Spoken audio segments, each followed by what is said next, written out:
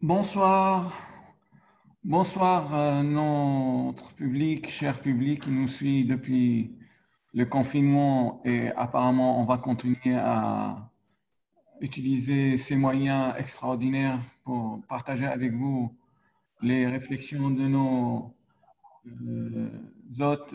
Et ce soir, nous allons parler des tensions en Méditerranée orientale, enjeux et perspectives avec notre cher ami, l'ami du Carême et ami personnel, Monsieur Didier Billon, qui est directeur adjoint de l'IRIS, spécialiste de la Turquie et du Moyen-Orient, qui va ce soir partager avec nous ses réflexions et ses analyses concernant les tensions actuellement entre la Turquie d'un côté et j'allais dire l'Europe de l'autre, mais non, la Turquie et la Grèce, avec l'implication de certains pays européens et le désengagement d'autres pays où on va voir avec lui qui fait quoi et quelle est la situation actuelle.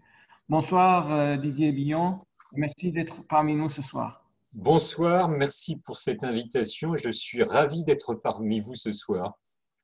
Merci beaucoup.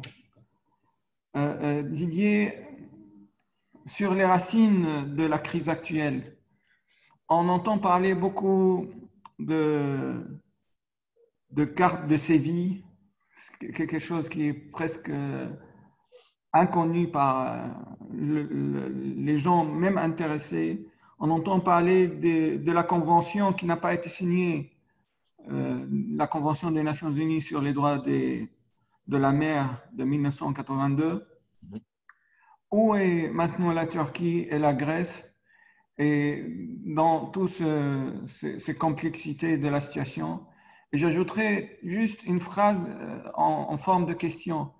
Est-ce que la carte qu'on voit diffusée par la Turquie, probablement ou principalement, qui montre les limites des zones maritimes turques, est une vraie carte parce qu'elle est vraiment caricaturale, tellement l'étendue de la mer ou les zones maritimes turques sont étroites.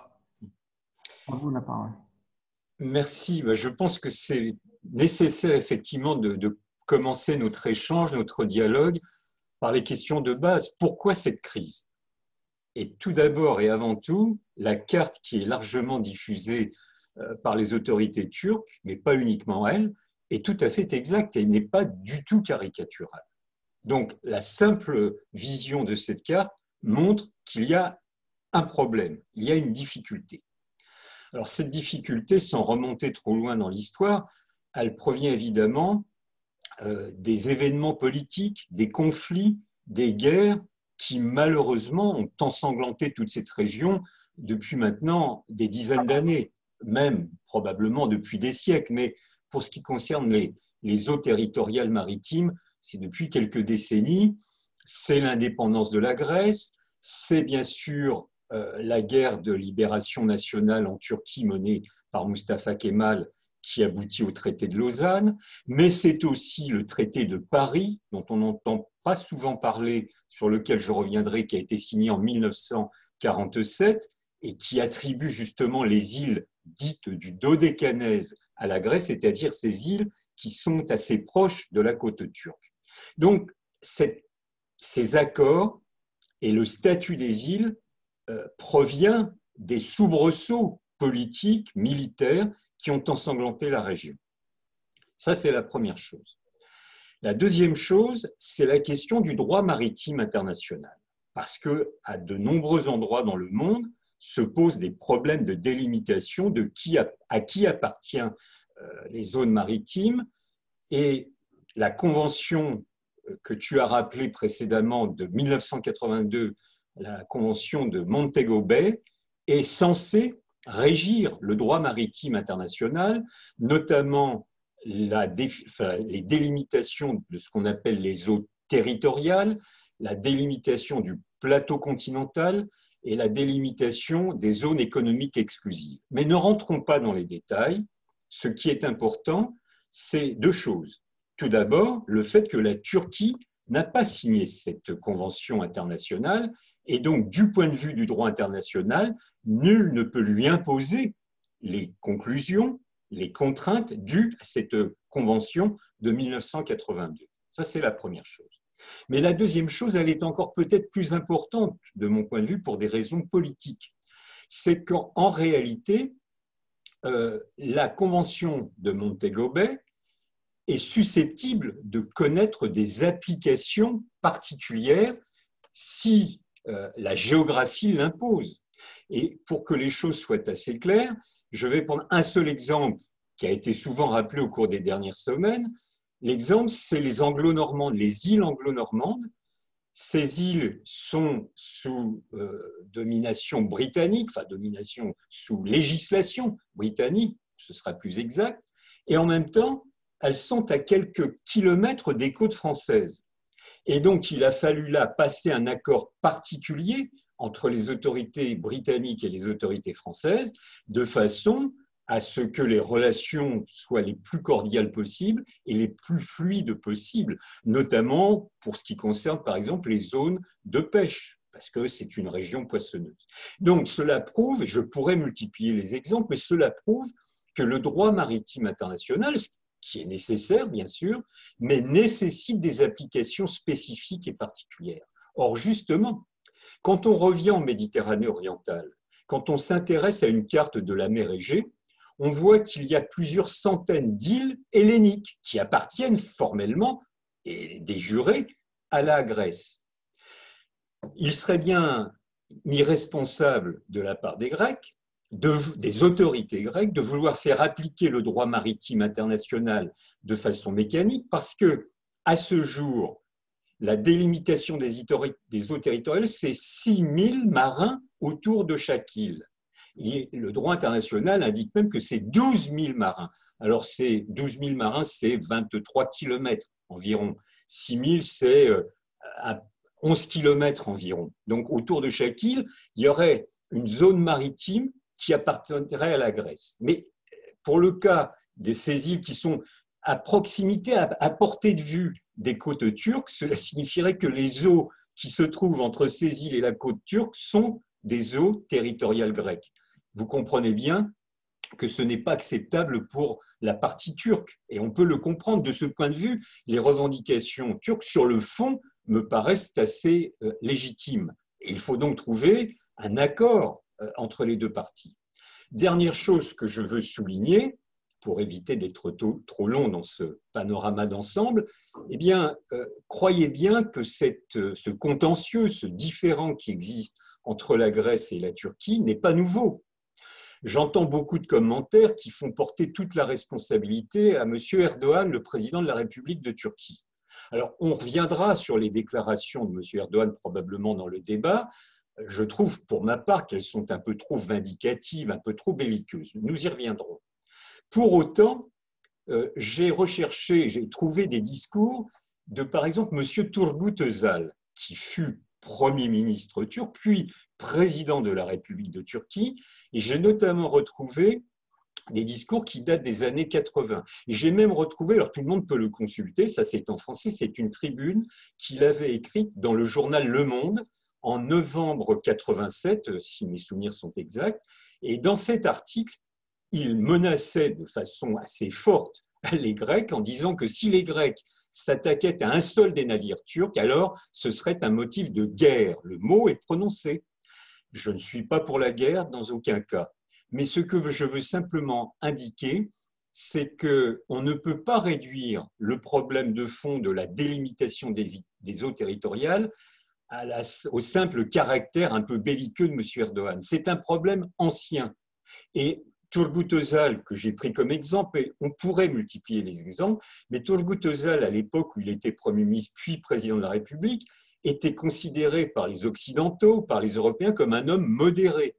Donc même un homme modéré à l'époque utilisait des termes assez nets et clairs, menaçant même de guerre la partie grecque. Bon, nous ne sommes plus en 1987, nous sommes en 2020, mais comprenez bien que quand on analyse cette question, me semble-t-il, il faut bien faire la différence entre la forme et parfois les expressions exagérées que les uns ou les autres, pas seulement M. Erdogan d'ailleurs, peuvent utiliser du fond des problèmes. Et sur le fond des problèmes, comme je l'ai indiqué, il me semble qu'il faut écouter les revendications turques elles ne sont pas infondées, elles ne sont pas illégitimes, mais bien évidemment, je ne prétends pas là considérer que les Turcs ont raison sur tout. Il faut pouvoir parvenir à une solution de compromis. Et est-ce vrai que les cartes de Séville ont été faites par des chercheurs, par un centre de recherche à Séville? Et comment on peut baser... C'est bien pour nous, chercheurs, d'être aussi importants, qu'on prenne en considération nos travaux, mais est-ce un fondement d'une politique étatique de dire les cartes de Séville, toujours les répéter dans toutes les analyses occidentales? Non, je pense que là, il y a une manœuvre de type politique, parce que la fameuse carte de Séville, c'est effectivement la carte, enfin des cartes d'ailleurs, qui ont été produites par des chercheurs, mais je considère pour ma part que, et moi le premier, un chercheur se doit d'atteindre à l'objectivité, mais nous savons que l'objectivité, elle n'est pas possible totalement. Et en l'occurrence, sur des sujets épineux, un chercheur, il a un point de vue, ce que nul ne peut lui reprocher. Moi, le premier, j'ai des points de vue, je les affirme. J'essaye de ne pas les asséner, j'essaye de les démontrer, de les argumenter. C'est ça qui est important dans un travail de chercheur. Donc, ces cartes de Séville, on en parle beaucoup ces derniers temps, mais quand on remonte dans l'ancienneté des débats, cela n'apparaissait pas du tout. Donc, on voit bien là qu'il y a une instrumentalisation politique du travail de chercheur par des responsables politiques. Donc, je ne remets pas du tout en cause le sérieux du travail de ces chercheurs. D'ailleurs, je ne me suis pas penché sur la genèse du travail de ceux-ci, mais ce que je conteste par contre, c'est que, comme par hasard, ces cartes sont mises sur le devant de la scène en les utilisant avec évidemment une arrière-pensée politique. Il ne faut pas être devin pour le comprendre. Donc là, c'est une instrumentalisation du travail de certains chercheurs, mais je pourrais aussi citer des travaux de chercheurs turcs, par exemple, qui ont parfaitement démontré que si on parvient à un compromis politique entre Grecs et Turcs, entre responsables grecs et turcs, alors cette mer Égée ne serait pas un lac grec, mais serait un espace de circulation où les Grecs, les Turcs, mais aussi d'autres navires pourraient circuler sans avoir besoin d'en demander l'autorisation. Donc je pense qu'aujourd'hui, ce qui est le plus important, c'est de se projeter vers l'avenir, de tenter de se projeter vers l'avenir. Ce n'est pas de ressasser les sempiternelles divergences qui peuvent exister. Il faut les prendre en compte, il faut partir de là. Mais ce qui m'importe, moi, c'est de me projeter vers l'avenir. Pour une raison très simple, c'est que si ces différences, si ces contentieux ont ressurgi au cours des dernières semaines, des derniers mois, voire même depuis 3-4 ans en réalité pour ceux qui suivent les débats, eh bien, il est évident que cela est en rapport avec la découverte de gisements de gaz récents qui, évidemment, aiguisent les appétits. Donc, de mon point de vue, et j'espère ne pas être utopique en disant cela, ce qui m'importe, c'est de pouvoir se projeter vers l'avenir de façon à ce que les États qui peuvent revendiquer l'exploitation des gisements gaziers puissent le faire en bonne entente, de façon raisonnée et raisonnable. Bien sûr, il y a de la concurrence, je ne suis pas angélique, on n'est pas dans le royaume des bisounours, c'est une évidence, et qu'encore une fois, ces gisements de gaz aiguisent les appétits financiers. Mais pour raisonner convenablement, de façon méthodique, rationnelle, et sans verser dans aucune menace, je crois que la bonne méthode, c'est de se projeter vers l'avenir, de considérer que ces gisements de gaz devraient pouvoir être répartis de façon équitable. Parce qu'une chose est certaine, c'est qu'un pays comme la Turquie, dont on peut considérer qu'au niveau politique, il est sujet à de nombreuses critiques, admettons.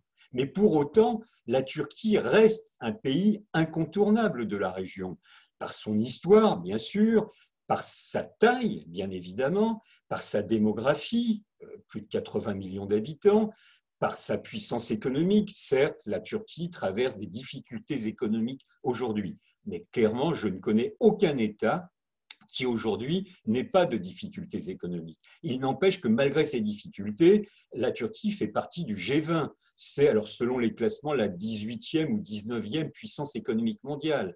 Et puis, enfin, par sa position géopolitique, la Turquie est incontournable. Et il est évident que les Turcs, je dis bien les Turcs, pas seulement M. Erdogan, les Turcs ne se laisseront pas déposséder de ce qu'ils considèrent comme une revendication légitime d'accès aux ressources gazières. Mais il est clair que la découverte de ces gisements gaziers amplifie les différends qui, eux, s'inscrivent dans la longue histoire. Et cette position est partagée par la plupart des partis politiques turcs, n'est-ce pas? Ou c'est seulement lié à la politique, comme on essaye de montrer en Occident souvent que c'est la politique d'Erdogan, c'est sa façon de gérer la situation. Si c'était autre qu'Erdogan, la situation aurait été différente. Non, je pense que c'est pourquoi je me suis permis tout à l'heure de rappeler les déclarations de Turgut Özal, mais c'est une autre époque. Mais Turgut Özal n'était pas un homme il est mort bien sûr en 93, mais qui se serait reconnu dans ce que développe aujourd'hui M. Erdogan. Donc on ne peut pas résumer à une question de personne. Alors, encore une fois, moi je trouve que M.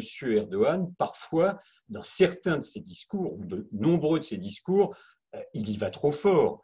Il procède par invective, quasiment injuriant ses interlocuteurs. Alors Macron en a pris pour son grade au cours de la dernière période, mais honnêtement, M. Erdogan a cette fâcheuse habitude de traiter ses interlocuteurs, y compris des chefs d'État, et pas seulement M. Macron, de façon un petit peu légère. Ça, je le critique. Je crois qu'il faut rester calme et cela ne sert à rien d'attiser les tensions. Mais ceci étant posé, je crois qu'on ne peut pas réduire les positions de la Turquie aujourd'hui au seul M. Erdogan. Et pour répondre à votre question, sur l'échiquier politique turc actuel, eh bien, la plupart des partis soutiennent les positions de la Turquie. Alors évidemment, autour de l'AKP, le Parti de la justice et du développement de M. Erdogan, il y a un allié électoral depuis plusieurs années, c'est le Parti d'action nationaliste. C'est un parti raciste, un parti xénophobe, un parti d'extrême droite, je considère. Et il est en alliance électorale avec M. Erdogan, et imaginez bien que ce parti en rajoute encore sur la surenchère nationaliste. Mais ce qui m'intéresse plus, c'est le principal parti de l'opposition, c'est le CHP, le parti républicain du peuple. C'est le parti kémaliste, c'est un parti qui a été fondé, créé par Mustafa Kemal, donc c'est un parti qui s'inscrit dans la longue histoire politique de la Turquie. Ce parti est le premier parti d'opposition parlementaire, et je lisais encore tout à l'heure des déclarations de la direction du Parti républicain du peuple, considérant que sur ce dossier, pas sur tous, mais sur ce dossier, eh bien le CHP considérait qu'il y avait là une cause nationale, il soutient M. Erdogan.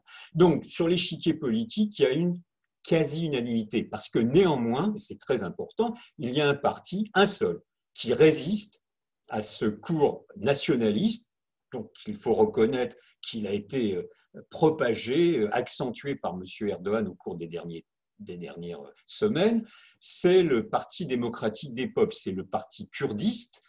C'est un parti qui a une soixantaine de parlementaires, donc qui fait environ 10-11% au résultat des dernières consultations électorales. Donc c'est un parti important sur l'échiquier politique turc, même si minoritaire, et on a l'habitude de le qualifier de parti kurdiste, parce qu'initialement, c'est un parti qui s'est constitué en défense des revendications des Kurdes de Turquie, alors qui traverse une période extrêmement difficile, il est soumis à la répression, de nombreux de ses élus ont été soit démis de leurs fonctions, soit même pour certains sont arrêtés. Le principal dirigeant du HDP, le Parti démocratique des peuples, donc, qui est en prison depuis plusieurs années, c'est M. Demirtas, et ce parti s'oppose au cours nationaliste de M. Erdogan. Donc c'est l'exception, elle est très importante, mais tous les autres sont peu ou prou d'accord avec M. Erdogan. C'est une autre preuve du fait, on peut le regretter ou pas, mais c'est un fait, objectif, c'est que la majorité des partis, la majorité du spectre parlementaire turc soutient Erdogan sur le dossier des îles, de la délimitation des eaux territoriales et soutient ces initiatives, notamment la décision de procéder à des prospections gazières, la décision de faire accompagner les navires de prospection par la flotte militaire turque. Tout ça fait objet d'un consensus à peu près complet, à l'exception du parti kurdiste que j'ai évoqué. Et d'après vous, le Conseil de l'Europe, l'Union européenne et l'Alliance atlantique, ils se posent loin, ils se restent neutres, ils sont inactifs? Alors, c'est très intéressant parce que l'Union européenne, donc, qui doit tenir son Conseil européen, est traversée de contradictions. Nous savons que M. Macron a décidé depuis plusieurs semaines de tenir un langage, comment dirais-je, de fermeté, pour ne pas dire plus. Il a même déclaré « il faut assumer le bras de fer », c'est son expression, avec la Turquie, avec M. Erdogan. Il a même déclaré aussi « je n'ai rien contre le peuple turc ou contre la Turquie, mais le peuple turc ne mérite pas le président qu'il a aujourd'hui. Que je sache, M. Erdogan, il a été élu. Alors on peut le contester, mais ce sont les Turcs qui doivent le contester et peut-être ne pas revoter pour lui lors des prochaines élections. Donc vous voyez, on a beaucoup critiqué, moi le premier, les expressions de M. Erdogan qui ne sont pour moi pas dignes d'un chef d'État, mais je considère que les discours trop belliqueux de M. Macron n'ont pas été non plus un facteur d'apaisement de la situation. Donc on comprend que M. Macron a décidé d'utiliser la manière forte. Il a envoyé des avions de chasse, des Rafales, il a envoyé des navires, il a même décidé il y a quelques jours d'envoyer le navire amiral de la flotte française, le porte-avions Charles de Gaulle.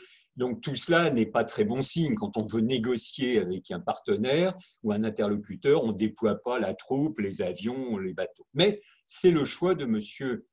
Macron de dire il faut instituer un rapport de force. M. Erdogan ne comprend que ce langage et donc on assume le bras de fer. Bon, c'est un choix.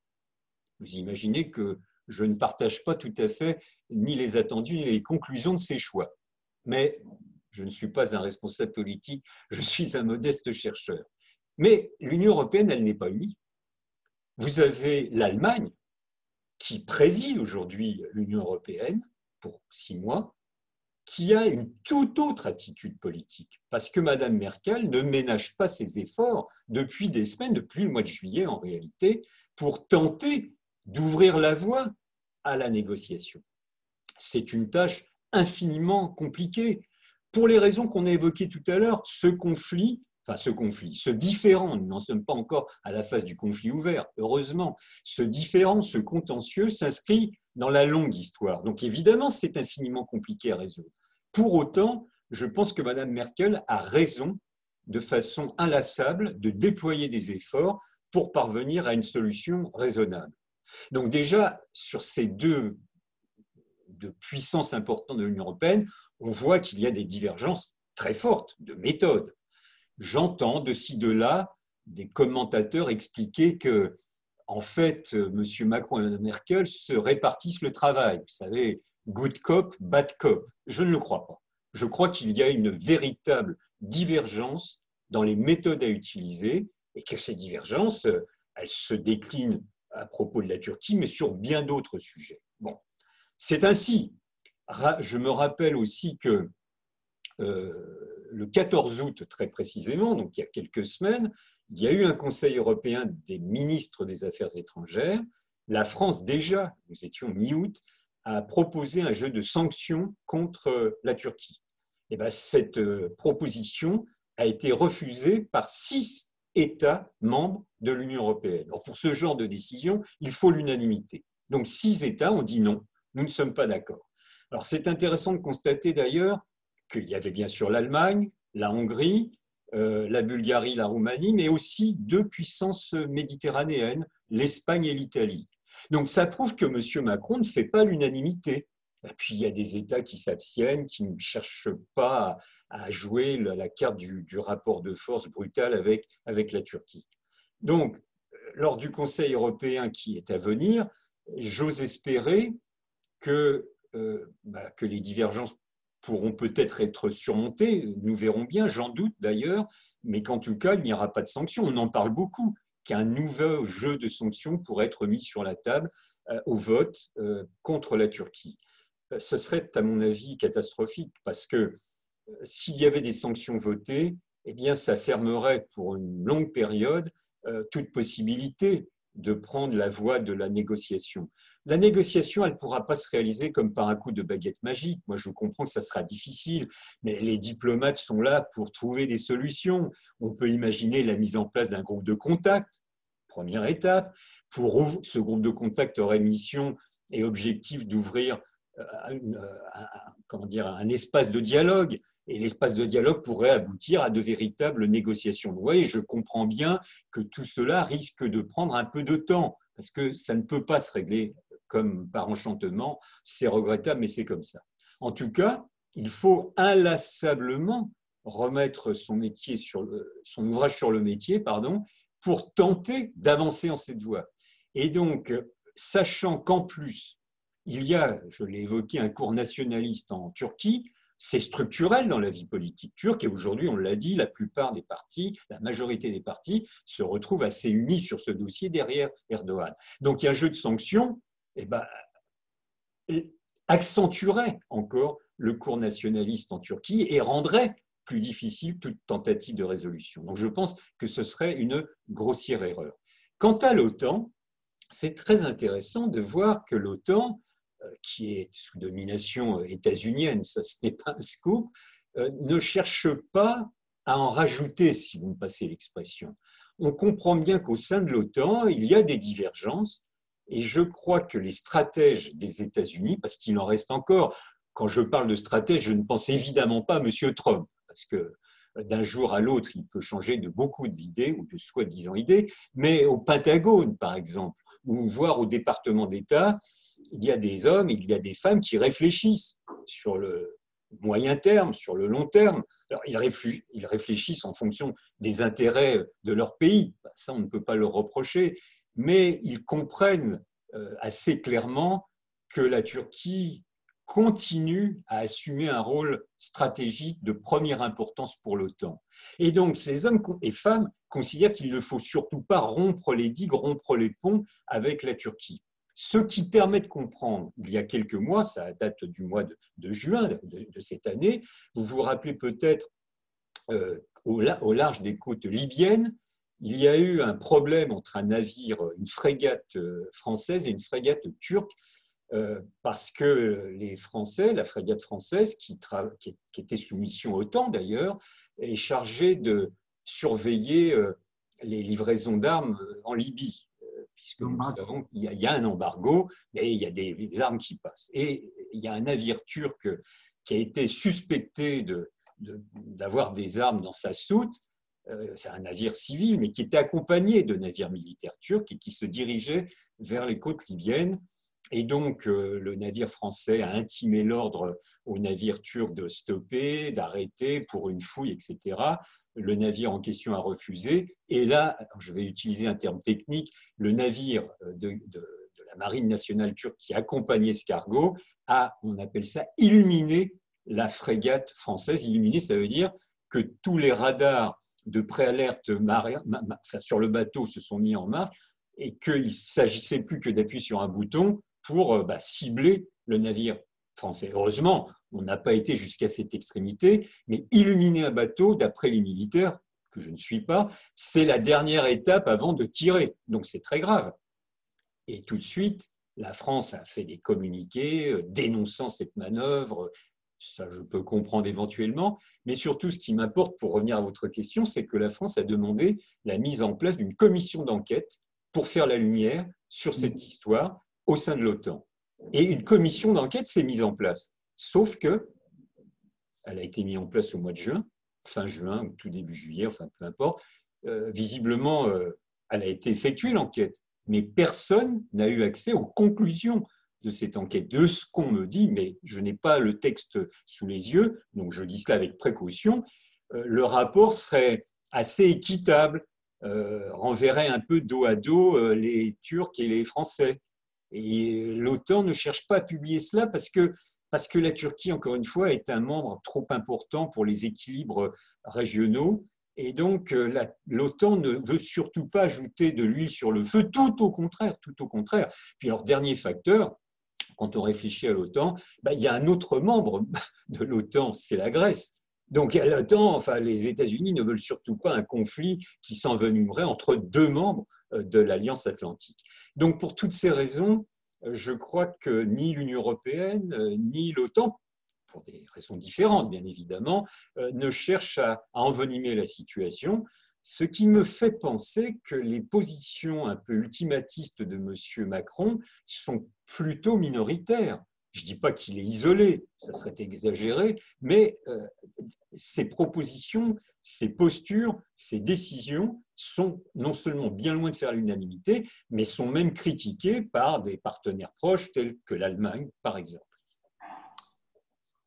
Et depuis 2 ans, pour ne pas dire depuis que l'administration Macron est arrivée au pouvoir, on observe une agitation diplomatique assez qui n'aboutit à presque à rien dans la Méditerranée. On a vu le soutien à Haftar en Libye et on a vu les résultats.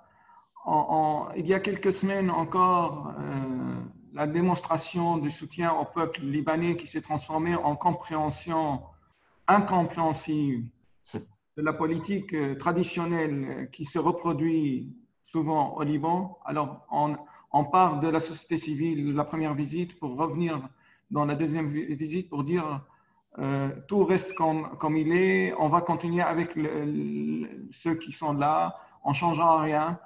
Les promesses qui ont été données au début, ils dépassaient les prérogatives d'un président français quand il est dans un pays étranger.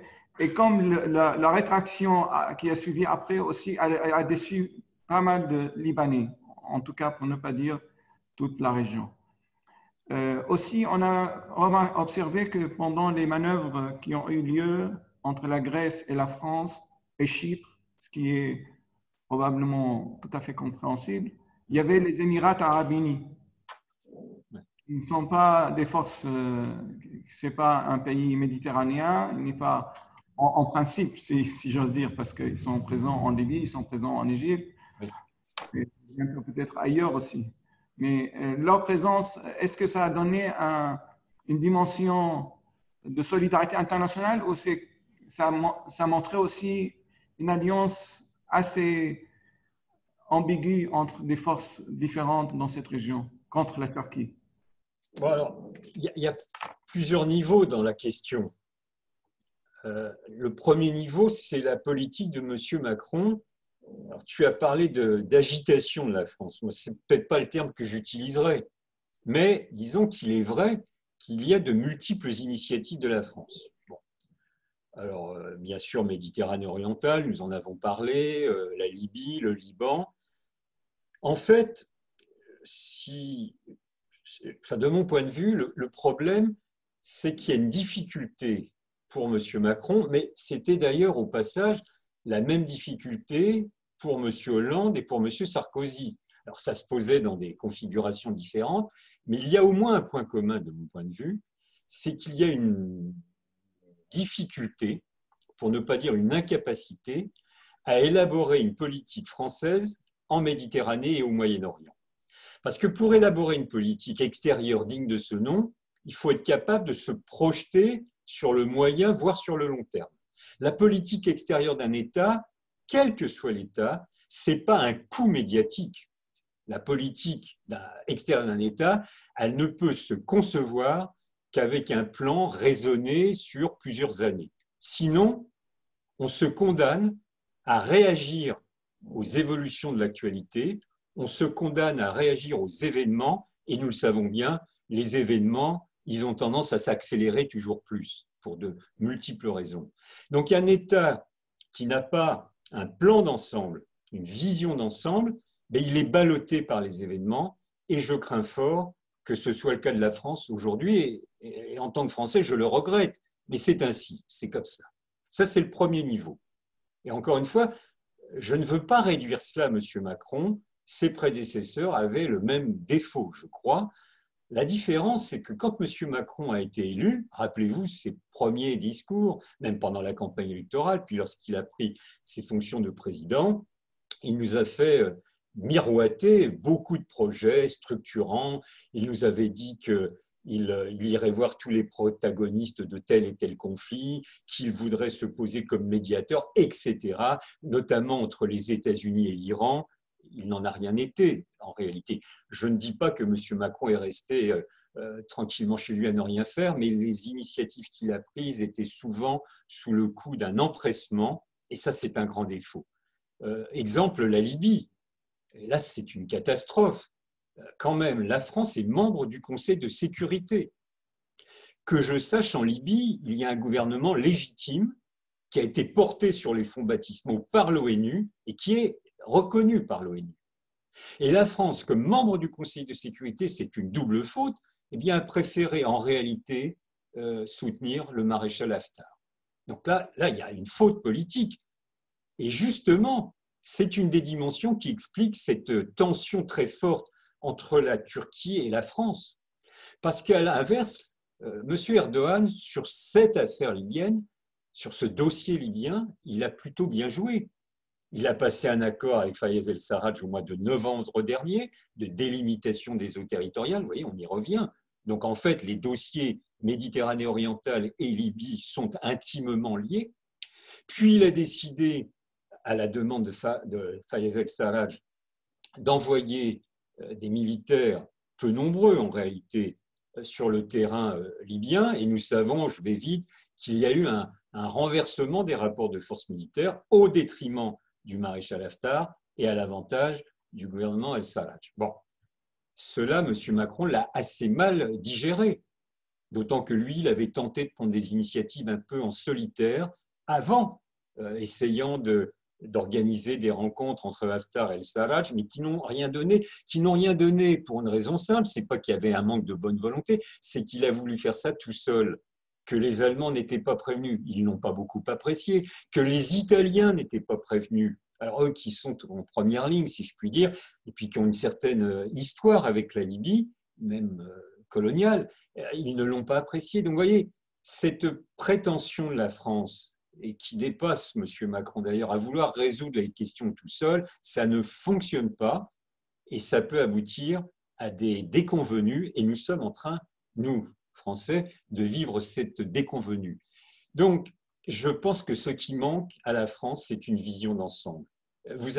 Tu as évoqué le Liban, c'est effectivement un exemple où la partie est infiniment compliquée. Bon, une chose est certaine, c'est que de toute façon, nul ne pourra décider à la place des Libanais eux-mêmes. Ça, c'est l'axiome de base, de départ. Est-ce que la réactivité de M. Macron était condamnable juste après la catastrophe dans le port de Beyrouth? Je vais peut-être étonner, parce que vous l'avez sûrement compris, je suis souvent assez critique à l'égard de la politique du président de la République, mais sur le Liban, au vu de la situation au Liban, je pense qu'il était plutôt positif de réagir très vite sur le fond. Puis, il fallait trouver un moyen, un vecteur. Par contre, ce que je critique, c'est l'attitude de M. Macron. Lors de sa première visite, même lors de sa première visite, il a quand même fait preuve d'une certaine, condescendance à l'égard de ses interlocuteurs. Mais ses interlocuteurs ne sont pas des adolescents ou des enfants à qui on fait la morale. Il y a cette fameuse vidéo que tout le monde probablement a vue, où il a une rencontre avec le président libanais, M. Aoun, et qu'ils sortent d'un bâtiment, peut-être le bâtiment présidentiel, et puis il y a des caméras, et M. Macron s'apprête à faire un point de presse devant les caméras, devant les journalistes. Tout ça est assez légitime. Il sort du bâtiment avec M. Aoun. Et on comprend bien qu'il demande de repousser M. Aoun du champ des caméras. Mais enfin, M. Aoun, c'est quand même le président légitime d'une république indépendante, quoi qu'on pense de sa politique. Donc, oui, là, je me suis dit, oh là, ça ne va pas du tout. En termes d'image, c'est terrible. Et puis, il y a eu la deuxième visite de M. Macron. Probablement a-t-il déçu, et là, tu as raison de le rappeler, beaucoup de gens. Et puis là, on voit qu'il avait laissé 2 semaines aux dirigeants libanais pour, pour former un gouvernement. Il avait même eu un ton un peu menaçant. Si vous n'y arrivez pas, j'en tirerai toutes les conclusions. Mais on ne s'adresse pas comme ça aux responsables politiques d'un État souverain. Et le résultat, c'est que 2 semaines plus tard, le gouvernement n'a pas été constitué et qu'il ne l'est toujours pas aujourd'hui. Donc, là encore, je ne critique pas le volontarisme de Macron, sa réactivité. Ce que je critique, c'est peut-être cette illusion qu'il a nourrie lui-même, qu'il pouvait régler tout seul les difficultés du Liban. C'est le Liban, comme tout le Moyen-Orient, nous le savons très bien, c'est d'une infinie complexité. Il faut prendre les formes, il faut prendre le temps. Il ne faut pas attendre tout non plus. Il faut peut-être parfois des petits électrochocs pour débloquer des situations. Oui, pourquoi pas, mais il ne s'y prend pas très bien. Alors, dernière chose, pour ne pas être trop long, les Émirats arabes unis. Bah oui, c'est quand même assez singulier que ces Émirats arabes unis prétendent avoir leur mot sur la résolution du différend en Méditerranée orientale. Les Émirats ont même envoyé des avions sur l'île de Chypre, enfin la partie grecque en tout cas, bien sûr. Donc tout cela est assez inquiétant parce que on voit bien que cela procède des recompositions géopolitiques régionales. Et là, j'élargis un peu le champ. On voit bien, avec la signature de l'accord que certains nomment un accord de paix, mais quand il y a un accord de paix, c'est qu'il y a une guerre. Il n'y avait pas de guerre entre les Émirats arabes unis, Bahreïn et Israël. Bon, cet accord qui a été signé la semaine passée à Washington sous l'égide de Trump. Donc, Émirats arabes unis, Bahreïn, Israël, bien sûr, mais aussi, ne les oublions pas, l'Arabie saoudite, même si pour l'instant, il n'y a pas de relation instaurée officiellement avec Israël. Dans les coulisses.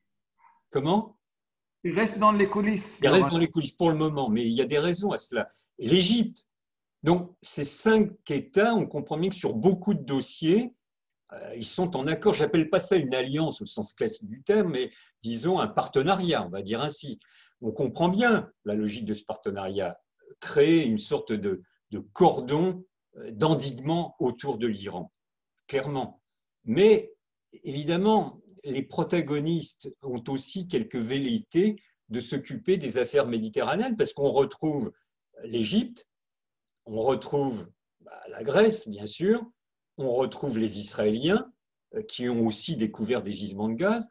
Donc tout cela est un peu inquiétant et je comprends bien que la proximité politique de la France, de M. Macron avec les Émirats arabes unis, entraîne la France dans un système de partenariat qui peut être dangereux et préjudiciable à nos intérêts français. Je pense que nous n'avons, nous, aucun intérêt à se mettre au sein d'une alliance, quelle qu'elle soit dans la région. Notre intérêt, notre politique devrait être au contraire de maintenir l'équidistance de façon à être respecté par tout le monde et être capable de prendre des initiatives qui s'adressent à tout le monde. Mais quand on se met dans un système de partenariat de façon trop visible, on se coupe de la possibilité de posséder le rôle de médiateur. Et c'est là le problème, c'est que ça nous empêche nous-mêmes, quand je dis nous, c'est un nous de majesté, les Français, ça nous empêche de participer en positif au règlement des contentieux et des conflits de la région. Et c'est regrettable.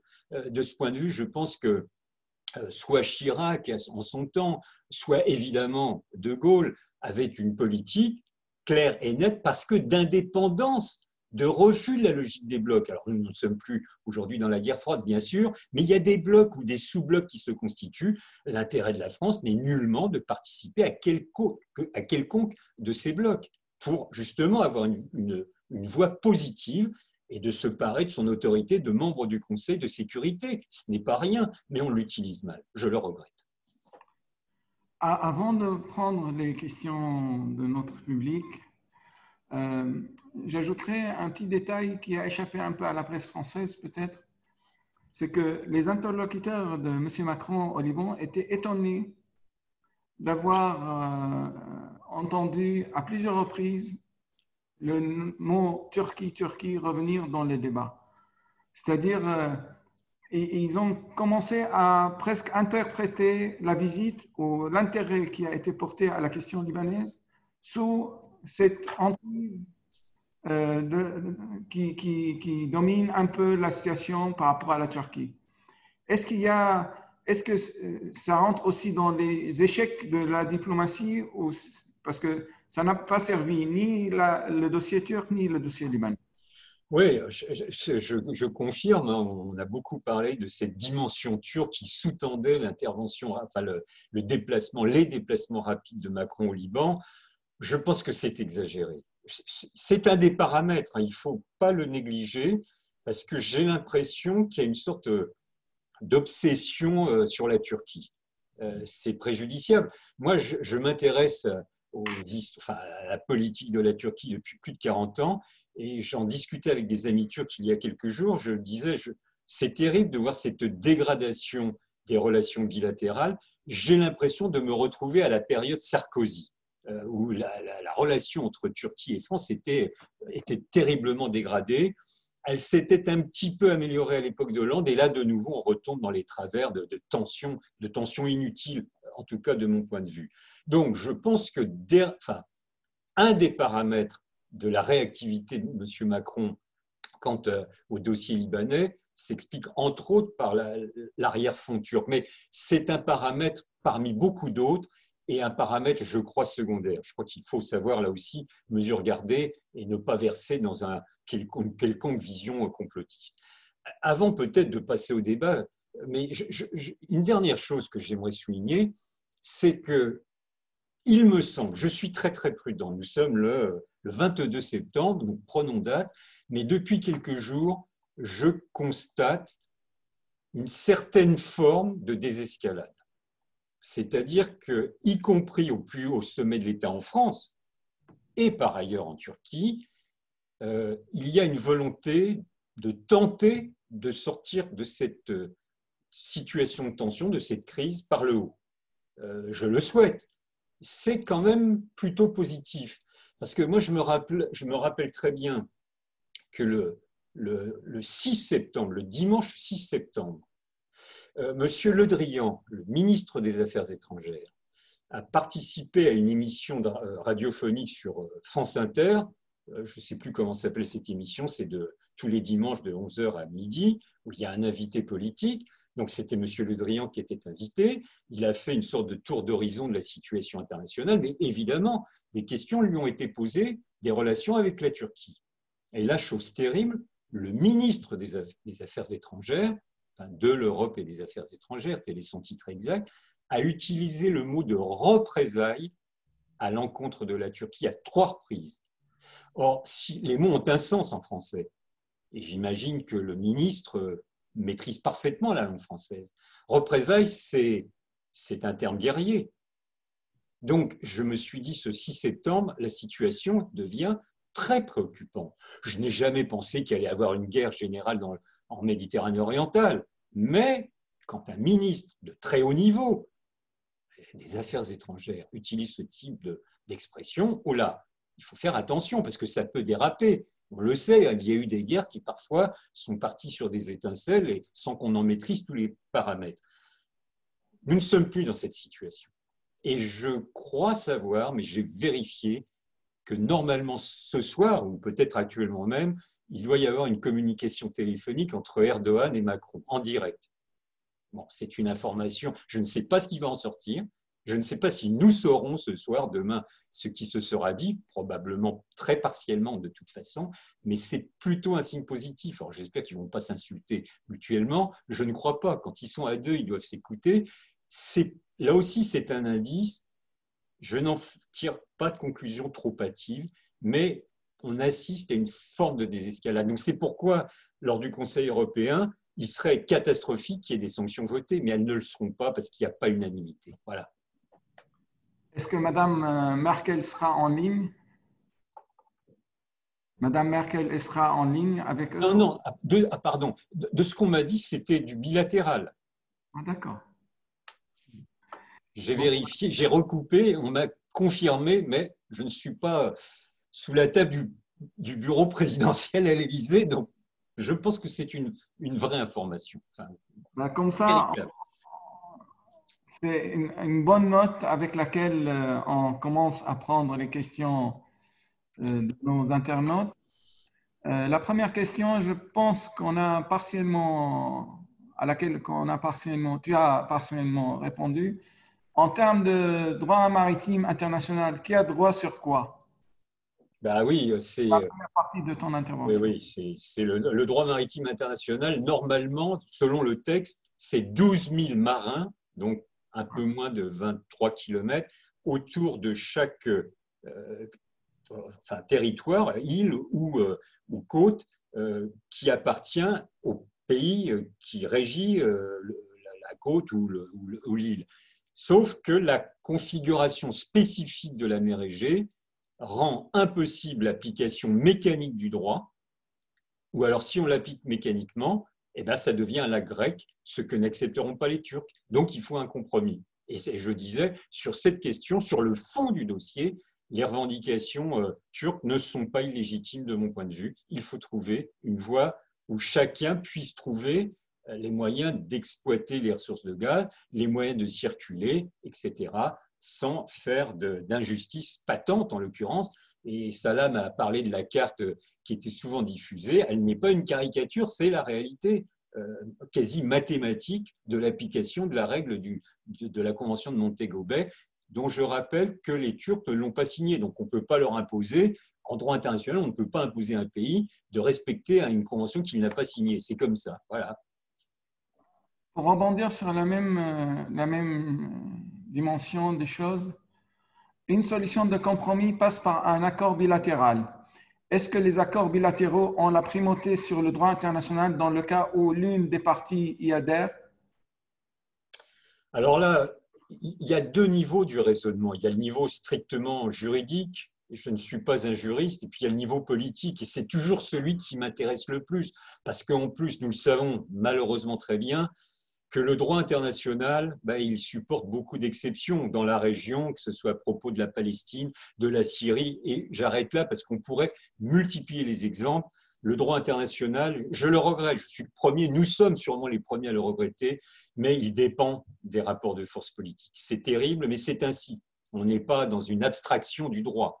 Donc, pour revenir à la question, il me semble qu'aujourd'hui, la question, elle est fondamentalement politique.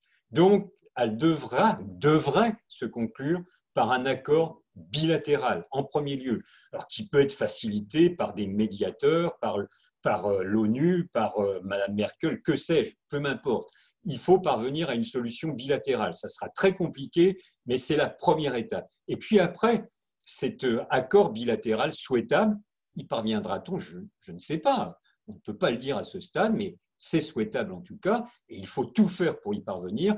Elle pourra être codifiée dans le droit international, c'est-à-dire qu'il peut y avoir un amendement, un ajout, un addenda à la Convention de Montego Bay permettant de rendre compte des conséquences de la spécificité de la mer Égée. Et peut-être qu'à ce prix, à ce moment-là, la Turquie signera la Convention de Montego Bay. Peut-être, je ne sais pas.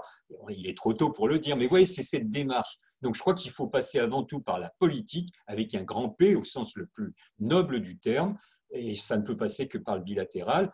S'il est nécessaire qu'il y ait des médiations, on le fera. Il faut le faire, si ça peut faciliter les choses, bien évidemment. La position du parti kurdiste est-elle opportuniste ou stratégique? Non, elle n'est pas opportuniste, je ne crois pas. Je crois que le parti, le HADEP, le Parti démocratique, le HDP, excusez-moi, HDP, le HADEP c'est l'ancien nom de ce parti, le HDP, le Parti démocratique des peuples, a des positions de principe sur bon nombre de sujets. Alors évidemment, il y a aussi un positionnement tactique pour apparaître comme une opposition irréductible à Erdogan, très probablement parce qu'ils font aussi de la politique, mais il ne me semble pas, parce que ce qu'on doit reconnaître à ce parti, c'est qu'il lutte réellement et politiquement, j'y insiste, contre le nationalisme turc. Évidemment, quand on est kurde, on ne peut pas faire sien le cours nationaliste de la Turquie. Mais j'insiste sur le caractère légal parlementaires de ce parti. En ce sens, moi, je condamne avec la plus grande détermination la répression dont est victime ce parti. Il est un parti légal. Alors, M. Erdogan et quelques autres, comme le parti kémaliste, ou certains dans le parti kémaliste, donc dans l'opposition, accusent le HDP d'être un agent légal du PKK, le fameux parti des travailleurs du Kurdistan. Je réfute ce genre d'expression, agent, couverture du PKK. Mais par contre, ce que je sais parfaitement, c'est qu'il y a des connexions très étroites entre le PKK et le HDP. Mais la différence, c'est que le PKK est une organisation de type militaire, enfin politico-militaire, qualifiée de terroriste par les Turcs, par l'Union européenne, par les États-Unis, certes, et le HDP, indépendamment même de ses liens avec le PKK, est un parti légal. Ils ont des parlementaires, ils ont été élus, ils ont des maires, plus de 60 maires qui ont été élus, qui ont été démis de leurs fonctions, remplacés par des administrateurs. Ce n'est pas acceptable. Et à chaque fois, la raison est, vous êtes des agents du PKK. Oui, mais on ne peut pas accepter cela. En tant que démocrate, en tant que républicain, moi, je ne peux pas accepter cela. On peut combattre le HDP sur ses positions politiques, on ne peut pas lui interdire la parole. Il y a des dizaines de militants ou de cadres ou de responsables qui ont été arrêtés. Ce n'est pas acceptable, clairement. Donc, pour revenir à la question, après ce détour, mais je ne crois pas que ce soit de l'opportunisme. Ils ont des principes qu'ils défendent courageusement. Alors, on peut en discuter avec eux, on n'est pas obligé d'être d'accord sur tout, mais ils luttent quand même dans des conditions difficiles, compliquées aujourd'hui. Et je crois que même si, évidemment, il y a un aspect tactique, mais on ne peut pas les accuser d'opportunisme, ils maintiennent un cours antinationaliste turc. Et de ce point de vue, c'est respectable. Tant qu'ils respectent la légalité, ma foi, ils sont, encore une fois, au risque de me répéter, vous me le pardonnerez, c'est un parti légal, il n'est pas interdit. Donc je juge inadmissible, insupportable que ces dirigeants soient arrêtés. Parce que ça ferme la porte à toute négociation. Rappelez-vous, il y avait eu des négociations en Turquie entre le PKK et l'appareil d'État, entre fin 2012 et juillet 2015. C'était porteur d'histoire. Tout ça a été stoppé, malheureusement. Il faut là aussi reprendre inlassablement la voie du dialogue, de la négociation. Il n'y aura pas de solution militaire à la question kurde en Turquie. C'est impossible. La voie du tout répressif ne peut pas fonctionner. La meilleure preuve, c'est que le PKK a commencé ses opérations militaires contre l'État turc en 1984, ce n'est pas hier, et aujourd'hui, en 2020, le PKK est beaucoup plus puissant qu'avant. Donc ça prouve bien que la solution militaire n'est pas la bonne solution. Il faut remettre la politique au poste de commande, comme disait le président Mao. Une autre question. Là, on a plusieurs questions, dont certaines qui nécessitent un petit développement. Alors, peut-être on va essayer d'être un peu plus rapide. D'accord. À votre avis, est-ce qu'on aurait eu ces mêmes positions s'il n'y avait pas Erdogan au pouvoir en Turquie? C'est ce que j'ai dit tout à l'heure. Je pense que sur la forme, cela aurait pu être différent parce que Erdogan utilise fréquemment, trop fréquemment, et de plus en plus fréquemment, un langage hyper nationaliste d'une part, mais surtout extrêmement agressif à l'égard de tous ceux avec lesquels il n'est pas d'accord. Donc, ça, il y aurait eu, donc là c'est un peu de la politique fiction, il y aurait eu un autre chef d'État, peut-être la forme aurait été plus ronde, plus agréable aux oreilles. Mais sur le fond du dossier, encore une fois, je pense qu'aujourd'hui, la grande majorité des partis turcs, à l'exception du HDP qu'on vient d'évoquer, sont sur la même longueur d'onde. Et donc, la forme et le fond doivent être dissociés. Mais ce n'est pas nous qui avons choisi que Erdogan soit président. Il a été élu. C'est ainsi. On peut peut-être le regretter, mais c'est comme ça.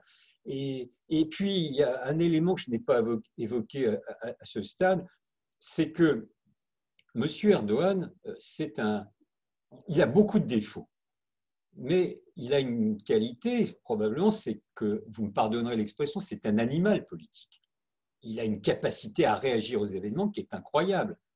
Et il sait très bien qu'aujourd'hui, en haussant le ton, en agitant des peurs qui existent en Turquie, ce qu'on appelle le syndrome de Sèvres. Alors ça peut nous paraître irrationnel, mais c'est ainsi, c'est comme ça. Il y a toujours une peur confuse, diffuse chez les Turcs d'être démantelés. Ils ont toujours la peur d'être entourés de pays, d'États qui leur veulent du mal. Mais ça, Erdogan l'a parfaitement saisi, l'a parfaitement compris. Et donc, comme on sait qu'il a quelques difficultés en politique intérieure, c'est-à-dire que son pouvoir, il est là, il existe, mais il est moins assuré qu'il y a 10 ans, par exemple. Et donc, pour ressouder les rangs, ben, il agite la fibre nationaliste. Et ça marche. Mais ça, c'est pas bien. C'est qu'un homme d'État ne devrait pas instrumentaliser les peurs, les inquiétudes, les fantasmes pour des raisons de politique intérieure.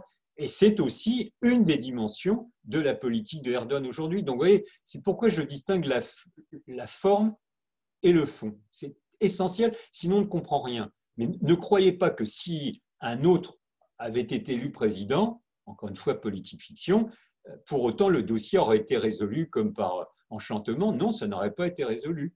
Mais peut-être les discours auraient été moins durs, moins guerriers, moins agressifs, moins belliqueux. Ça, oui, probablement. Enfin, éventuellement. Est-ce que les ventes de 18 Rafales de la France à la Grèce constituent une manière de provoquer la Turquie? Euh, vous savez, les négociations pour les ventes. Oh là. Allô? Oui, oui, on vous, Ah bah alors là, j'ai un problème, je ne vois plus rien, moi. on Ah, vous voit très bien, on vous entend. ah bah, je ne sais pas ce qui se passe. Bon, enfin, si vous m'entendez, tant mieux. Attendez, hop, là, je ne sais pas ce qui se passe. Euh, ah, Tout va bien de notre côté. bon, moi, je te vois tout petit, mais bon, je vais répondre. Si vous m'entendez, c'est l'essentiel. Euh, je ne sais plus, j'ai perdu. Oui, les rafales. Euh, la négociation d'armes de haute technologie comme un Rafale, ça prend des mois, parfois des années. Donc, les négociations entre la France et la Grèce sont déjà largement entamées. Alors, ce qui est critiquable, évidemment, c'est le timing, pour parler en mauvais français. C'est qu'évidemment, l'achat, enfin, ou la vente par la France de ces Rafales à la Grèce, ça arrive au plus mauvais moment. Je ne sais plus qui sur Twitter avait écrit c'est une bonne nouvelle pour l'industrie aéronautique française, mais c'est une très mauvaise nouvelle géopolitique parce que c'est le plus mauvais moment pour faire cette annonce. Mais je ne crois pas qu'il faut réduire la vente des Rafales simplement par esprit de provocation de M. Macron. Là aussi, c'est un des paramètres, probablement. Il a peut-être, la crise actuelle a peut-être permis d'accélérer le processus de négociation sur l'achat de ces Rafales, mais je crois que ce n'est pas réductible à la crise actuelle. Peut-être celle-ci a accéléré le processus. Par contre, ce sur quoi je m'inquiète beaucoup, c'est que les Rafales, alors même si on nous a expliqué que c'était des Rafales pour certains qui étaient d'occasion, j'ai demandé à des spécialistes des questions d'armement, je ne suis pas un spécialiste, mais j'ai demandé combien ça pouvait représenter de centaines de millions, voire de milliards d'euros. On n'a pas su me répondre parce qu'on n'achète pas un Rafale comme on achète un scooter ou une voiture au concessionnaire du coin. Donc, on ne connaît pas les prix. Mais ce que je sais par contre, c'est que l'économie grecque allait dans un état absolument déplorable, on le sait tous, et je ne suis pas certain que ce soit le plus intelligent aujourd'hui que d'acheter des Rafales au vu de l'état de la situation économique de la Grèce. Donc ça en rajoute dans les tensions et je pense que le moment de l'annonce publique de ces ventes, elle a un sens géopolitique, politique, mais que cela ne concourt évidemment pas à l'accroissement, à l'abaissement des tensions. Selon selon le traité de Lausanne, la Grèce doit démilitariser les îles auprès de la Turquie qui lui a été attribuée.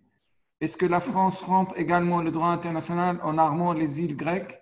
Et pourquoi cet aspect n'est pas prononcé par les médias français? Oui, oui, ça c'est très important. Merci d'avoir posé la question. C'est que non seulement il y a la question des eaux territoriales, des zones économiques exclusives, Il y a la question de la démilitarisation des îles, notamment des îles du Dodécanèse. Et puis, il y a aussi les couloirs aériens. Bon, on n'en parle pas pour pas tout compliquer, mais ça fait aussi partie des différents et tout est lié. Or, ce que l'on constate, c'est qu'il y a une remilitarisation des îles grecques les plus proches de la côte. On a même vu des vidéos ces derniers jours de la fameuse île de Castellorizo. C'est l'île grecque la plus proche des côtes turques, c'est à 2 kilomètres des côtes turques, où on a vu débarquer des soldats grecs sur la vidéo, peut-être certains d'entre vous l'ont visionné. Le petit problème, c'est que non seulement c'est la négation du droit et de ce qui a été décidé, notamment à Lausanne, ça c'est vrai, mais qu'en plus, ces soldats grecs ont débarqué dans un ferry où il y avait beaucoup de passagers civils. Donc, ils étaient mêlés dans la foule de touristes ou de Grecs qui se rendaient à Castellorizo. C'est vraiment pas très habile en termes de communication politique. En tout cas, le plus important, c'est qu'il y a un processus de réarmement, de militarisation de ces îles, ce qui là est contraire aux traités qui ont été signés. Et donc, ça fera partie incontestablement, même si les médias français n'en parlent quasiment jamais, mais ça fera partie des dossiers à discuter. Donc, moi, je me suis beaucoup étendu sur les questions de mer territoriale parce qu'aujourd'hui, ça concentre l'essentiel du différend, mais il y a d'autres dossiers et les Turcs, je peux vous le dire, dans la presse turque, ils en parlent beaucoup, si la presse française n'en parle pas. Et donc, eh bien, cette question de la militarisation des îles grecques devra aussi faire partie des pourparlers, des négociations, ce qui les rend encore plus difficiles à mener, évidemment. Donc, vous voyez, de toute façon, je souhaite ardemment qu'il y ait un processus de négociation, mais ça ne sera pas un long fleuve tranquille, ça sera infiniment compliqué. Très bien. Une autre question. Vous avez noté que cette situation en Méditerranée orientale montre un certain désaccord européen sur ce dossier, notamment entre l'Allemagne et la France. Comment expliquer cela? Est-ce uniquement par souci de la question migratoire ou y a-t-il d'autres raisons à cette retenue allemande? Alors, il y a tout d'abord les raisons liées à la politique intérieure. Il y a 3 millions d'hommes et femmes d'origine turque qui sont sur le sol allemand. Et évidemment, ça induit une forme de rapport, de relation entre l'Allemagne et la Turquie différente de la relation que peut avoir la France ou la Belgique ou l'Italie avec la Turquie. Donc ça, c'est un élément objectif et Mme Merkel, évidemment, en tient compte.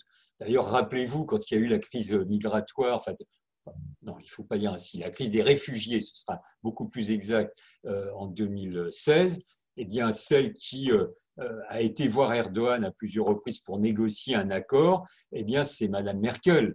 Ce n'est pas M. Macron ou M. Hollande à l'époque. Donc, il y a une spécificité allemande sur ce rapport, sur cette relation avec la Turquie, c'est incontestable. Mais il y a un autre aspect, c'est que l'Allemagne, on a l'habitude de le dire et c'est tout à fait juste, a été un géant économique, en tout cas une puissance économique très importante, mais une puissance qui jusqu'à ces dernières années était extrêmement discrète en matière de politique extérieure, parce que les Allemands digéraient les lendemains de l'après-Deuxième Guerre mondiale, avaient concentré toute leur énergie sur la reconstruction du pays, et ma foi, ils y sont parvenus avec quelques succès, c'est le moins qu'on puisse dire, mais ils se préoccupaient assez peu de politique extérieure, ils prenaient très peu d'initiatives. Cette époque est désormais révolue. Il faudra maintenant, désormais, compter avec l'Allemagne. Ce pays a pris confiance en lui et ce pays prendra de plus en plus d'initiatives. Je pense que l'Allemagne, je ne suis pas pour ma part ni anti ni pro-allemand, ce n'est pas le problème, mais je crois que l'Allemagne fera un effort, au moins dans un premier temps, pour développer la concertation, notamment avec les États de l'Union européenne. Et ça, c'est une différence avec la France.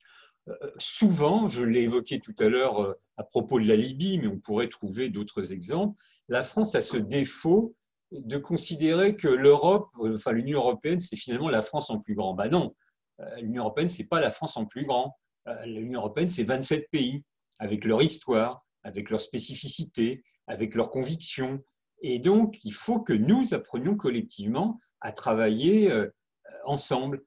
La France a un petit peu de difficulté, l'Allemagne pas. Donc vous voyez, pour revenir à la question, et comme l'heure passe, je ne veux pas être trop long, je pense que ces initiatives menées par Madame Merkel, c'est pas seulement de la tactique, c'est aussi une méthode de mener la politique extérieure qui est différente de celle des habitudes de la France. Et je crois qu'il faudra que, et Allemands et Français, et tous les autres membres de l'Union européenne apprennent à travailler ensemble. Ça va prendre beaucoup de temps. Je suis de ceux qui pensent qu'une politique extérieure commune de l'Union européenne est aujourd'hui impossible. Ce n'est pas une question de bonne ou de mauvaise volonté. Il y a 27 pays qui ont des intérêts qui ne sont pas forcément convergents, qui ont leurs traditions, qui ont leurs rapports à l'extérieur différents les uns des autres. Et donc c'est ainsi, c'est pas ni mal ni bien, c'est ainsi. Et il va falloir que nous apprenions peu à peu à travailler ensemble. Alors peut-être un jour, dans des années, y aura-t-il une politique extérieure commune, mais nous n'en sommes pas là. Ce qui explique aujourd'hui les divergences sur le dossier qui nous rassemble ce soir, la Méditerranée orientale. Il y a une logique à tout cela.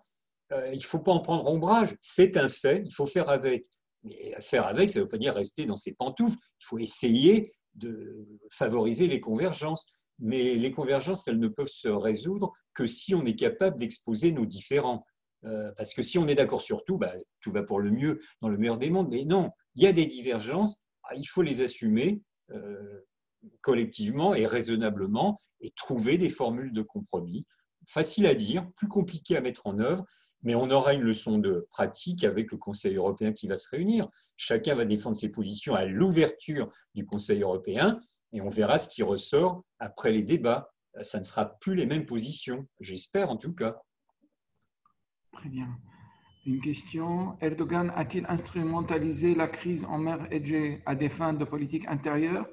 Si oui, peut-on envisager une nouvelle crise, par exemple à Chypre? Alors, j'ai déjà répondu. Oui, je pense qu'il y a une forme d'instrumentalisation de la crise en mer Égée pour des raisons de politique intérieure. Ça, c'est clair. Je n'y reviens pas. Il y a l'exaltation du nationalisme. Vous le savez, il y a des références de plus en plus fréquentes de Erdogan à l'Empire ottoman. Tout ça fait partie d'un registre lexical, sémantique et politique qui a un sens. Il ne faut pas le nier. Il y a une instrumentalisation de cette crise pour des raisons de politique intérieure. Et donc, évidemment, à propos de Chypre, ça peut aussi être instrumentalisé, parce que Chypre fait partie des dossiers non résolus. Alors là, ce n'est pas une question de mer territoriale, ou pas uniquement de mer territoriale, mais vous le savez, je fais un petit rappel de l'histoire toute récente. Rappelez-vous, en 2004, le secrétaire général de l'ONU, Kofi Annan, avait beaucoup travaillé sur Chypre et avait élaboré un plan de paix, dit le plan Annan, de réunification de l'île de Chypre. Ça allait de l'avant. Il y a eu un référendum dans les deux parties de l'île, dans la partie chypriote grecque et la partie chypriote turque. Les chypriotes turcs ont voté majoritairement pour le plan Annan, donc s'inscrivant dans la perspective de réunification. Les chypriotes grecs, pour leur part, ont voté contre majoritairement. De mémoire, c'était le 24 avril 2004, ou le 23, enfin peu importe. Une semaine plus tard, ceux qui avaient voté contre le principe de réunification étaient récompensés par l'entrée dans l'Union européenne, le 1er mai 2004, très exactement. Là, les Turcs ont eu quelques raisons d'être amers. Monsieur Erdogan, à l'époque lui-même, avait bousculé les lignes. Il avait appelé à voter pour le plan Annan. Oui, mais les Chypriotes turcs se sont retrouvés isolés, non membres de l'Union européenne. Donc vous comprenez que sur Chypre, comme sur toutes les autres questions, ce n'est pas en noir et blanc. Il n'y a pas les méchants Turcs et les bons Européens ou occidentaux. Là aussi, les Turcs et les Chypriotes turcs ont quelques raisons de considérer qu'ils se sont fait, pardonnez-moi l'expression, un peu avoir. Et quand aujourd'hui on dit « Ah, l'île de Chypre est membre de l'Union européenne », juridiquement, oui, mais politiquement, non. Il n'y a pas unité de l'île de Chypre. Moi, je me rends à Chypre de temps en temps. Ben, il y a deux parties sur cette île, il y a les Chypriotes grecs et les Chypriotes turcs, et seule la partie chypriote grecque fait partie de l'Union européenne. C'est un fait. Alors, il y a l'argument juridique, mais celui-ci ne m'impressionne pas. Quand je vais sur l'île, ben, il y a deux zones bien distinctes, bien différentes. Je le regrette, mais c'est ainsi. Donc, là aussi, il y a quelques raisons d'avoir un mécontentement, voire même une amertume. Et je souhaiterais, là aussi, qu'on sache mesure garder et qu'on parvienne à une solution d'accord. Mais là, alors là, pour le coup, l'Union européenne, elle ne peut pas faire grand-chose sur ce dossier chypriote pour une raison d'une simplicité biblique, c'est que l'Union européenne désormais est à la fois juge et partie. Parce que Chypre grec fait partie de l'Union européenne. Donc comment peut-on être un médiateur quand Chypre grec fait partie de l'Union européenne? Donc là, on s'est nous-mêmes bloqués, on s'est tiré une balle dans le pied. Et donc, je pense que l'ONU est seule capable de tenter de relancer un processus de règlement de la question chypriote. Avant-dernière question, peut-on considérer que la Turquie a des intentions expansionnistes aujourd'hui? Pour ma part, je n'utilise jamais ce terme, ce mot. Je sais qu'il fait florès dans la presse, dans les médias, dans les débats. Il est facile de dire que la Turquie a une politique expansionniste. D'ailleurs, au passage, cela n'a aucun rapport, mais on dit que l'Iran aussi a une politique expansionniste. C'est un terme que je n'utilise pas pour ma part. Alors, pourquoi? Pour aller vite. Expansionniste, ça veut dire qu'on veut modifier les frontières. Expansionniste, ça veut dire qu'on a une logique d'extension territoriale. Or, je ne suis pas naïf, enfin j'essaye de ne pas l'être, je comprends bien que M. Erdogan, la Turquie, a une politique qui tente à affirmer, renforcer son influence dans la région. Ça, oui, bien évidemment. Et de toute façon, on ne peut pas lui reprocher, parce que, je l'ai dit tout à l'heure, c'est un grand État incontournable. Mais est-ce que le terme d'expansionnisme est le terme qui correspond pour décrire précisément la situation? Il faut qu'on apprenne à utiliser les mots à bon escient. Or, au sens littéral du terme, non, il n'y a pas volonté expansionniste. Alors certes, je le sais, il y a des incursions de l'armée turque dans le nord de la Syrie. Il y a des incursions de la Turquie dans le nord de l'Irak. Oui, il y a une présence militaire turque en Libye, on l'a évoqué tout à l'heure.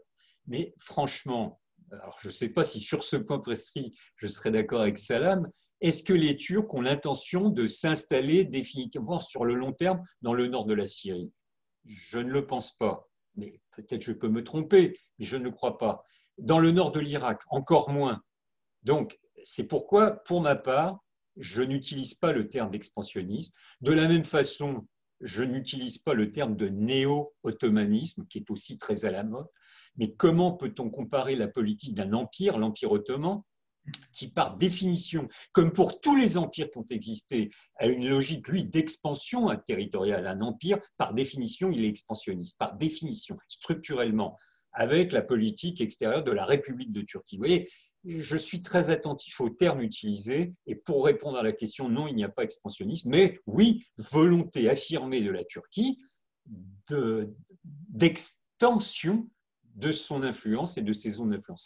Ça oui, absolument. Alors, à l'égard desquelles on peut d'ailleurs avoir des critiques, formuler des critiques. Mais vous voyez, ne confondons pas tout et soyons précis dans les termes que nous utilisons. Imposons-nous ces disciplines à nous-mêmes pour aborder les vrais débats sans verser dans l'émotion, enfin, dans l'émotion ou dans la caricature et dans les condamnations à la serpe qui n'aboutissent à rien. Très bien, très clair. Alors, la dernière question de nos internautes qui nous renvoie au début de la conférence, ou presque, quand on parlait de la politique extérieure française. Pouvez-vous expliciter via un exemple cette idée selon laquelle la politique extérieure serait ballottée à cause d'un manque de longévité de celle-ci? En Turquie? Non, par rapport à la France. À la France. Eh bien, la Syrie. Mais là, Salam, je parle sous l'autorité de Salam, mais les positions de la France, et nous ne sommes pas les seuls au demeurant, sur la crise syrienne, de mon point de vue, est une catastrophe. On a oscillé entre différentes positions, les unes et les autres. On n'a pas le temps de les développer ici, puis ce n'est pas le sujet. Mais au final, aujourd'hui, dans la résolution souhaitable le plus vite possible de la crise, de la guerre syrienne, eh ben, la France est un spectateur. On n'est plus en position de peser véritablement. C'est regrettable, mais c'est comme ça. C'est un exemple parmi d'autres de cette politique à courte vue, de cette incapacité à se doter d'un plan d'ensemble. Autre exemple, je l'ai évoqué tout à l'heure, la question des États arabes du Golfe. Rappelez-vous, à l'époque de M. Sarkozy, il y avait une proximité très forte à l'égard du Qatar. Puis à l'époque de M. Hollande, le quinquennat suivant, alors là, c'était une proximité très forte à l'égard de l'Arabie saoudite. Ah bon? Et puis, avec Macron, c'est une proximité très étroite avec les Émirats arabes unis. Mais ça ne fait pas une politique. Qu'est-ce que c'est que ces inflexions? Je ne dis même pas que ce sont des changements à 180 degrés, mais pourquoi privilégier ou Qatar, ou Arabie saoudite, ou Émirats arabes unis? Moi, je pense qu'il faudrait tendre à avoir une politique équilibrée. Quel est l'intérêt pour nous de se rapprocher autant des Émirats arabes unis? Nous avons une base militaire aux Émirats arabes unis. Je vais poser la question brutalement. Est-ce que les Émirats arabes unis sont aujourd'hui dans la région un facteur de stabilité? Non, de mon point de vue. Je le regrette, mais c'est comme ça. Donc nous, la France, on n'a véritablement pas intérêt à se rapprocher autant des Émirats arabes unis si la France veut se doter d'une politique extérieure et régionale digne de ce nom. Et voilà pourquoi je pense, et je pourrais vous donner beaucoup d'autres exemples, mais leur tourne, trouver d'autres exemples qui prouvent qu'on se fait balloter par les événements. Pour les raisons évoquées tout à l'heure, nous ne sommes pas capables de nous projeter, nous, les dirigeants français, sur 5 ans, sur 10 ans. Or, une politique extérieure ne peut se mettre en œuvre qu'en prenant du recul sur 5 ans, sur 10 ans. Sinon, ça ne fonctionne pas. La Russie a cette qualité. Alors, fait-elle une bonne politique? Ça, on peut largement en discuter. Mais Poutine raisonne sur 5 ans, raisonne sur 10 ans. Et ça fait la différence. Pour terminer, Erdogan, j'ai dit tout à l'heure que de mon point de vue, c'était, je mets des guillemets avec tout le respect qu'on lui doit, c'était un animal politique. Il a une capacité de réaction tactique extraordinaire. Pourtant, il n'est pas doté lui-même d'une vision à long terme pour la Turquie. Ça, j'en doute beaucoup. Et ça, c'est sa faiblesse. C'est-à-dire qu'il peut prendre des initiatives intempestives qui, des fois, marchent très bien, voire la Libye, et puis demain, il peut prendre une initiative qui se révèle un échec total. Donc Erdogan n'est pas un stratège au sens littéral du terme. Je vais terminer, si tu le permets, par une anecdote. J'ai un ami turc que vous devez tous connaître, c'est Ahmet İnsel, qui un jour, en discutant avec lui, m'a pris une image qui m'a beaucoup plu. On parlait des relations entre la Turquie et la Russie.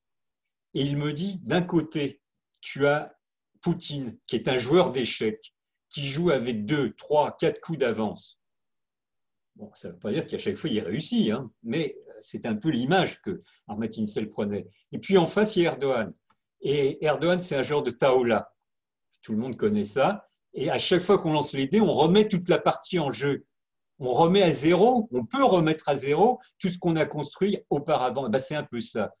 Erdogan, il est capable de prendre des initiatives et d'avoir le coup de dé vainqueur, puis il est capable de faire écrouler toutes ces initiatives par le mauvais coup de dé.